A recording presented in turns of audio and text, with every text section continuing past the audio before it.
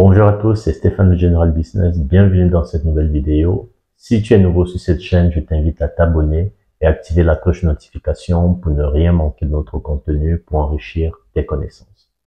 Le sujet d'aujourd'hui porte sur la France et le Mali et le conflit qui les lie avec des décisions qui ont été prises. Je vais vous donner mon avis sur la question. C'est parti.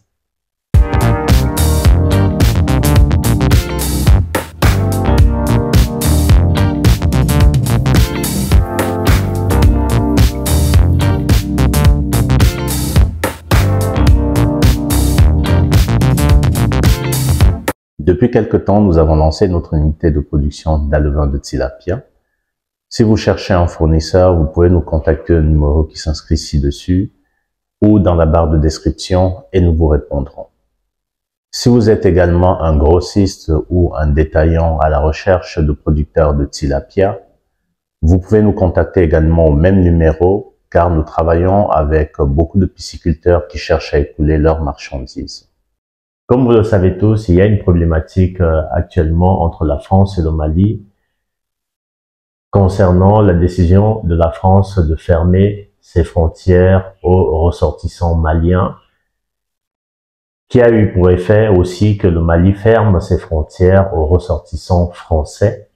Après la débâcle qu'il y a eu il y a de cela plusieurs mois où beaucoup de ressortissants français sont retournés en France parce que au Mali, c'est maintenant l'armée qui a pris le pouvoir, comme c'est le cas actuellement au Niger, au Burkina Faso.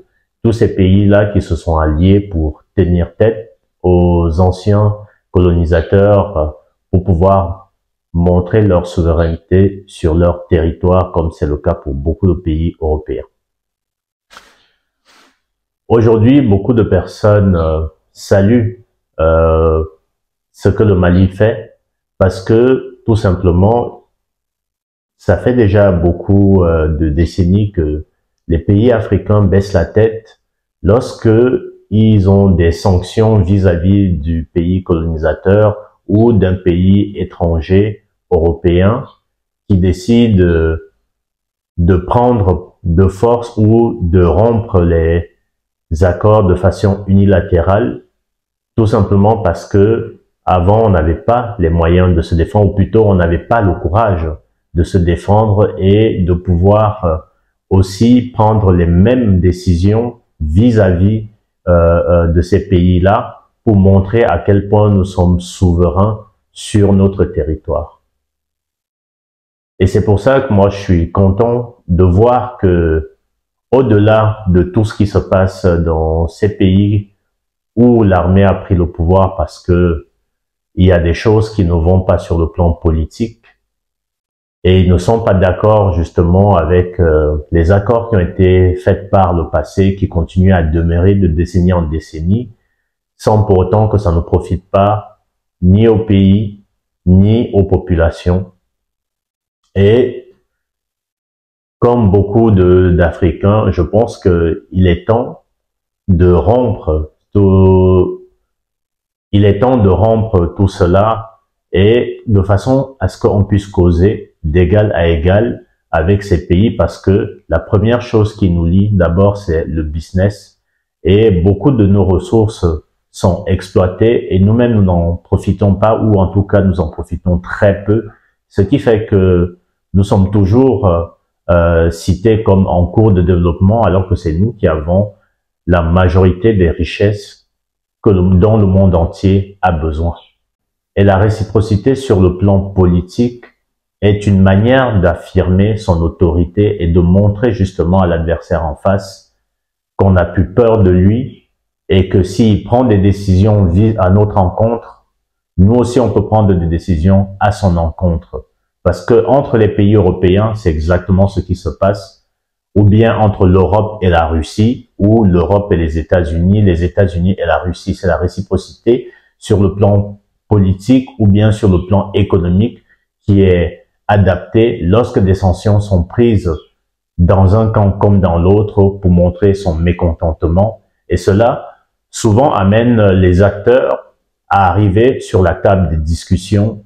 Si beaucoup de pays africains mettait justement en place la réciprocité sur le plan politique ou sur le plan économique, je pense que dans la durée, beaucoup de pays africains auraient leur souveraineté et ça forcerait les pays africains justement à se tourner vers les autres pays africains eux-mêmes pour pouvoir trouver en fait des solutions pour combattre les différents maux qui minent le continent. Parce que même si aujourd'hui on ne te donne pas le blé ou que on n'exporte plus certaines marchandises, certaines semences chez toi, ça doit t'amener justement à trouver des solutions avec tes frères ou intérieurement sur ton territoire pour pouvoir réussir à arriver à remplacer ce que tu as perdu parce que, soyons honnêtes, sur le continent en Afrique, nous avons tout. Tout ce qui nous manque, c'est l'industrie. Et derrière cette industrie, il manque des hommes forts qui puissent donner une ligne de conduite, comme c'est le cas dans ces pays qui ont décidé de prendre le pouvoir et de changer les choses. Je ne dis pas que tout ce qui est fait avec ces prises de pouvoir militaires n'a que des bienfaits. Mais ce que je dis, c'est qu'il est temps qu'on prenne notre destin en main. Il est temps qu'en tant qu'Africains, on change notre mentalité de penser que c'est celui qui va venir de l'extérieur qui va nous aider à nous en sortir. Parce que si toi-même tu ne penses pas déjà à t'en sortir et que tu penses que c'est l'aide qui va t'aider à t'en sortir, tu seras toujours le mendiant de l'autre. L'autre sera toujours au-dessus de toi. Alors que si tu montres à l'autre que tu es capable de t'en sortir et de trouver tes propres moyens pour arriver à tes fins, ça montre déjà à l'autre que tu n'as plus besoin de lui et que s'il veut venir vers toi, il doit être un partenaire. Dites-moi ce que vous en pensez dans les commentaires. C'était Stéphane de General Business. À bientôt pour de nouvelles vidéos. Ciao.